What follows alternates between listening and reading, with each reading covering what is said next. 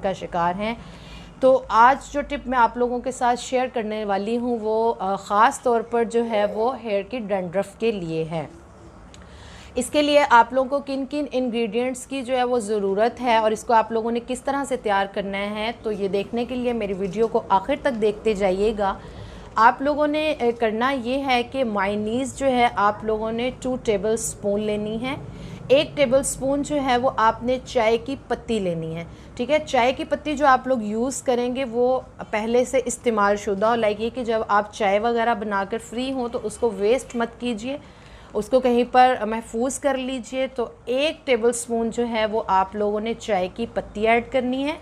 2 table spoon आप लोगों ने इसके अंदर जो है वो ऐड करने हैं मायोनीज़ के, और इसके अलावा 1 टेबल स्पून आप लोगों ने इसके अंदर ऐड करना है ग्लिसरीन को, और 1 टेबल स्पून ही आप लोगों ने इसके अंदर